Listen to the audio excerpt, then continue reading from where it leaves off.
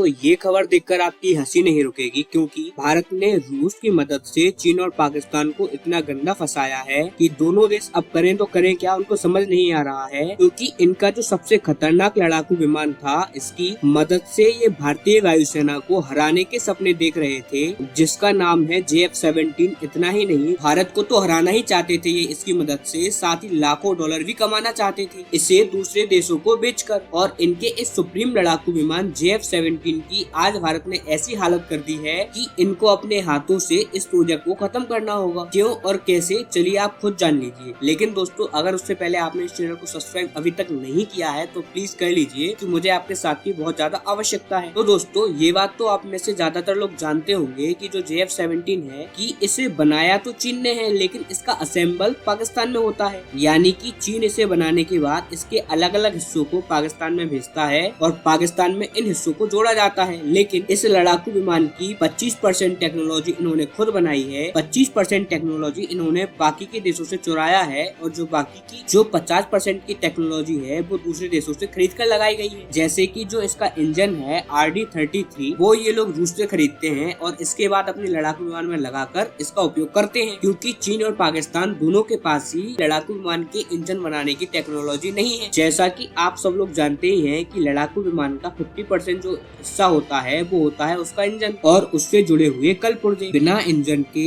आप किसी लड़ाकू विमान को उड़ाना तो छोड़िए, उसके बारे में इमेजिन भी नहीं कर सकते। इसीलिए RD-33 इंजन चीन और पाकिस्तान दोनों के लिए हद से ज्यादा जरूरी है। लेकिन आपको जानकर खुशी होगी कि भारत ने अब इस इंजन को कब्जा लिया है। कैसे, ये बात आप खुद अपनी स्क्रीन पर देखिए। RD-33 इंजन को अब भारत में मैन्युफैक्चर किया जाएगा। इसका कॉन्ट्रैक्ट भारतीय कंपनी HAL को मिल चुका है, यानी कि भारत अब इस इंजन का निर्माण करेगा। और यकीन मानिए, ये इन दोनों के लिए एक बहुत बड़ा झटका है। वो इसलिए क्योंकि पिछले 2 साल से इन दोनों देशों को JF-17 लड़ाकू विमान के लिए इंजन नहीं मिल रहा था। क्यों? वो इसलिए क्योंकि RD इंजन बनाने वाली रूसी कंपनी पर पश्चिमी देशों ने हद से ज्यादा कठोर प्रतिबंध लगा दिए हैं। और इतना ही नहीं, ये इंजन भारत को भी चाहिए था। वो इसलिए क्योंकि भारत का जो MiG-29 लड़ाकू विमान है वो बहुत ज्यादा पुराना हो चुका है। इसीलिए हम उसकी थोड़ी सी लाइफ बढ़ाना चाहते हैं। हम चाहते हैं कि कुछ साल वो और अच्छे से काम करता रहे, और उसके लिए हमें इस इंजन की बहुत ज्यादा आवश्यकता थी। इसीलिए पिछले कई महीनों से चीन, पाकिस्तान और भारत रूस से अपने संपर्क बनाए हुए थे कि आप अगर हमें ये इंजन बेच नहीं पा रहे, एक्सपोर्ट नहीं कर पा रहे प्रतिबंधों की वजह से, तो आप ऐसा कीजिए कि इसकी टेक्नोलॉजी हमें दे दीजिए। हम इसके बदले आपको पैसे दे देंगे और हम इसे अपने देश में बनाकर अपने लड़ाकू विमानों में लगा लेंगे। लेकिन आपको जानकर हैरानी होगी, चीन और पाकिस्तान के प्रपोजल को रूस ने ठुकरा दिया है, क्योंकि रूस को दोनों देशों पर रत्ती भर भी भरोसा नहीं था। लेकिन इसी बीच एक चमत्कार हुआ, और वो चमत्कार ये है कि रूस ने ऐलान किया कि वो ये कॉन्ट्रैक्ट चीन और पाकिस्तान के दुश्मन भारत को देगा। और भारत के साथ ये डील हो चुकी है। करीबन $650 मिलियन